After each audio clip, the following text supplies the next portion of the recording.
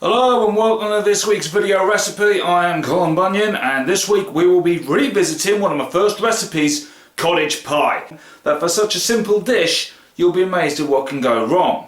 First up, grated carrots and onions. That's right, grated. Now I've probably got 150 grams of red onion and 200 grams or so of grated carrots. 800 grams of Maris Piper potatoes. Now, first of all, they must be peeled. People who don't peel potatoes for mashed potatoes scare me. Okay, they had to be peeled. Maris Piper were the best ones for it. Okay, sea salt and black peppercorns. That's just for seasoning. I've also got some tomato paste, very handy later on. 500 ml of ready-made beef stock. I'm going to use about half of this unsalted butter, so call it 50 grams, and 500 grams of mince. Now I'm going to talk about the mince. Get meat from a butcher's, okay?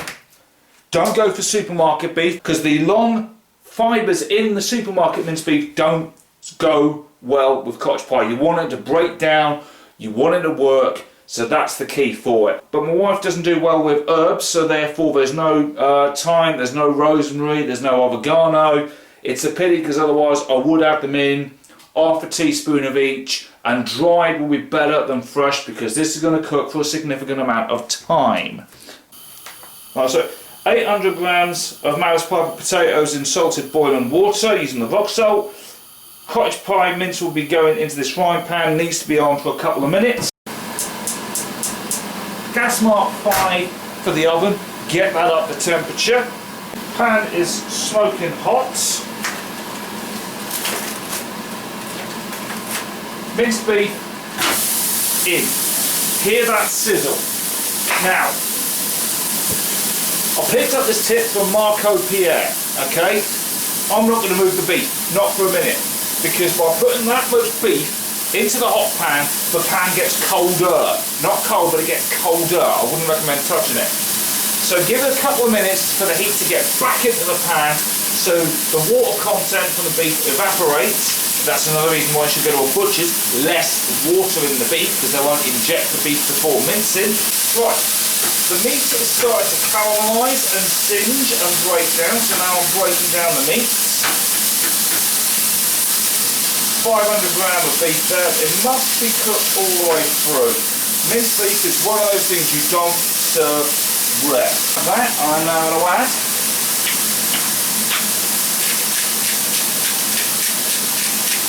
crushed black pepper. Now I love black pepper. I want a bit of heat in there.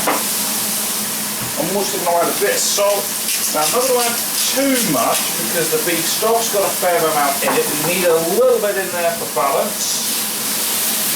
This will take another 3-4 minutes to fry off and to get it all done. Right, the mince has gone all the way through, that's cooked through nicely, so now it's time to add the grated carrot and red onion. Now you're thinking there's a lot of onion and carrot there. Relax. The onion will simply disintegrate, and therefore you won't get that slimy texture that you get with a lot of cottage pies with large chunks of onion that are just slippery, slimy. Don't like that at all. So grating the onion and carrot works well, because the onion will break down, the carrot will reduce as well. Okay, it's been 3-4 minutes, and as you can see, the onion has just about disintegrated in. What onion you can see has gone white and translucent. The carrots have also broke down and gone from bright orange to a paler orange, so that works out well. And that tells me we now need to add tomato puree. You want about a tablespoon of tomato puree. I'm sensible, I roll from the top of the tube, don't squeeze in the middle. Never an attractive thing to put in, but hey, I was never an attractive man in the first place. And what that does is it thickens the gravy, it thickens the stock, okay? But what a lot of people do, and this is an error, is they'll just bung it in, stir it in for 30 seconds, and then they'll just carry on as if nothing's needed. The trouble with that is it leaves a very tart and acid just cloy acid taste on the roof of your mouth. This needs to cook for another 3-4 minutes before you think about adding the stock. It's had 3 minutes or so to put in and to cook through the tomato puree. There's no lumps of bread anywhere, so it's fully incorporated and fully blended through. What I'm now going to do is I'm now going to pour over the beef stock over the spatula first, so it clears it, and then into the pan, spilling a little bit, as is the case.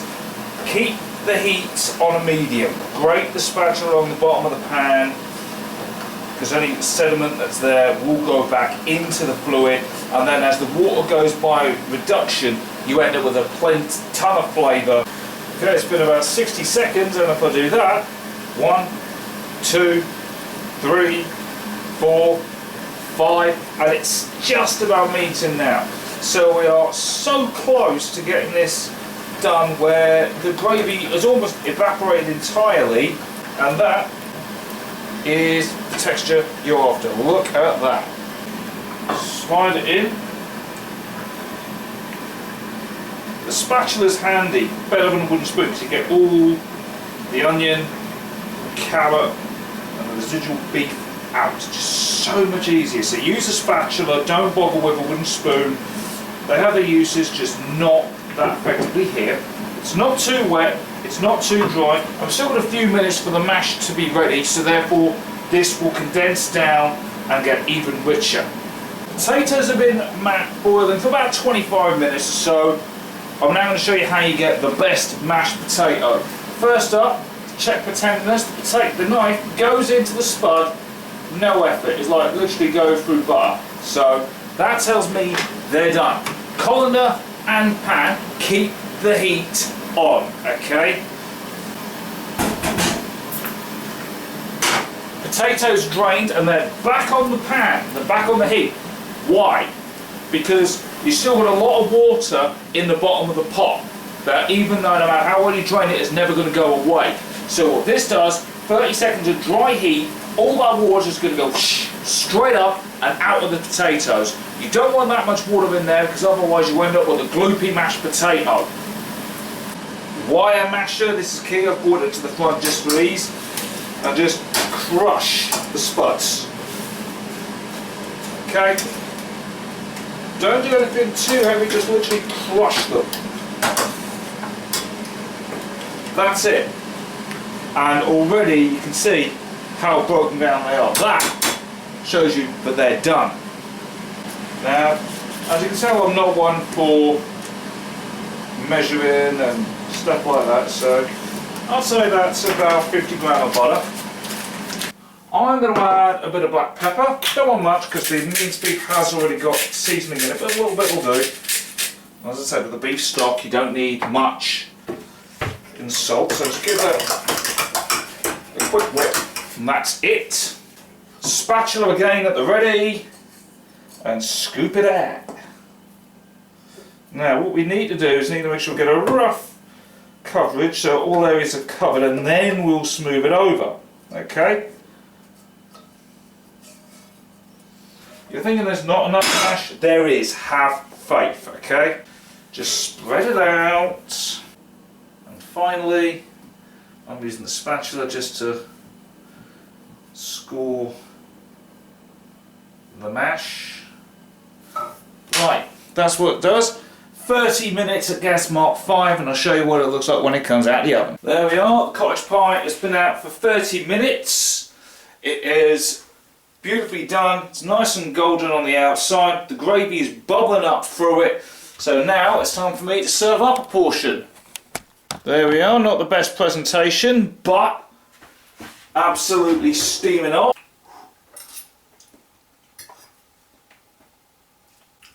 Beautiful flavour. The mash is light, it's not greasy.